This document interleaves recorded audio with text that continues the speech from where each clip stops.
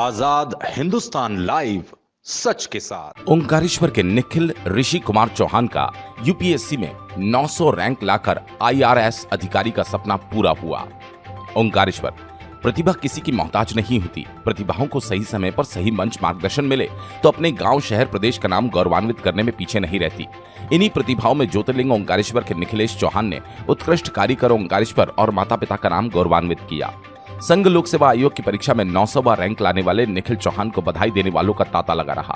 निखिल चौहान ने चर्चाओं में युवाओं को संदेश देते हुए कहा, इच्छा शक्ति के साथ ईमानदारी से कार्य करने में सफलता मिलती है। मेरी सफलता के पीछे मेरे माँ बाप को भगवान ओंकारेश्वर की कृपा है।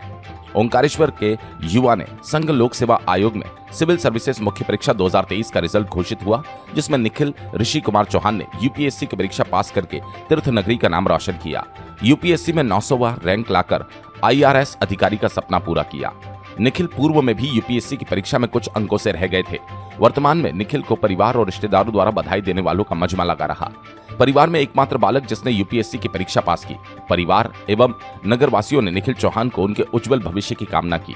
निखिल चौहान ने चर्चा में कहा, मेरा सपना पूरा हुआ, इससे मेरे माता पिता भगवान ओंकारेश्वर से प्रेरणा मिली है। गरीबों का कार्य ईमानदारी से करता रहूंगा।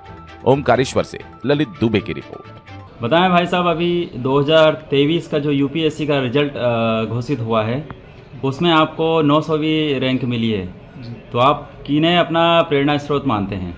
जी सर, सबसे पहले तो पेरेंट्स का आशीर्वाद रहा और काफ़ी सपोर्ट रहा। काफ़ी फेलियर्स रहे मेरे साथ में। पहले 4-5 सालों से मैं लगा हुआ था और मेहनत तो कर ही रहा था, लेकिन वही भगवान का आशीर्वाद था, भगवान ओंकारेश्वर की कृपा थी।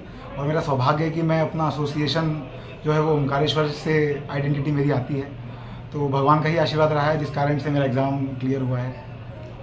आपके परिवार में किसे मोटिवेशन के तौर पर आप मानते हैं कि जिनका बैकहैंड में सपोर्ट रहा है? सबका ही सपोर्ट रहा है सर, लेकिन मेरी मदर का सबसे ज़्यादा सपोर्ट रहा है मुझे, जो कि, और महिलाओं का सबसे ज़्यादा सपोर्ट रहा है मेरी फैमिली में मुझे, जो कि इसी कारण से शायद मैं आज इतनी ठोकर खा के, और मतलब इतने फेलियर्स के बाद भी मैं अभी तक मैं संभल पाया हूँ, वरना मुश्किल थी कुछ भी इतना कुछ कर जाना।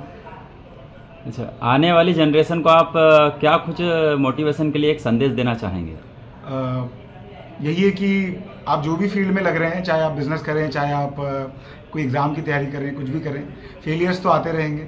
और फेलियर्स कई बार बहुत बुरे हो सकते हैं। कई बार लगेगा कि हमें कुछ सपोर्ट नहीं मिल पाएगा, कुछ ना कुछ तो लगेगा ही, और टूटने जैसी हालत हो सकती है। लेकिन अपना धैर्य बनाए रखें, पेशेंस के साथ में काम करें, परसिवरेंस के साथ में काम करें, और एक मोटिवेशन और एक गोल को लेकर के आगे चलें। कुछ और अपना माइंड डाइवर्ट ना करें, तो चीज़ें कई बार होता है समय साथ नहीं होता है, समय फिर कभी साथ आएगा ही आएगा, तो चीज़ें बेटर हो जाती हैं और कभी ना कभी तो आपको सफलता मिलेगी ही सर।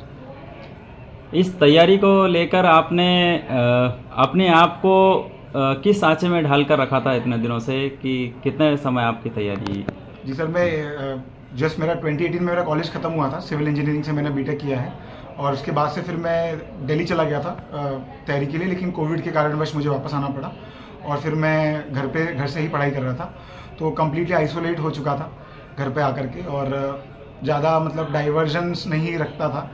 तो कोशिश पूरी यही होती थी, वैसे ह्यूमन नेचर है कि डिस्ट्रैक्शंस तो आते ही हैं, लेकिन कोशिश पूरी होती थी कि एक तरीके से एक डायरेक्शन में काम करता रहूं बिना किसी चीज़ों को सोचते हुए। तो आइसोलेशन सबसे बड़ा मेरा एक सपोर्ट सिस्टम रहा है। जी। आपका परिचय? मेरा नाम निखिल चौहान है और मैं ओंकारेश्वर मध्य प्रदेश से आता हूँ।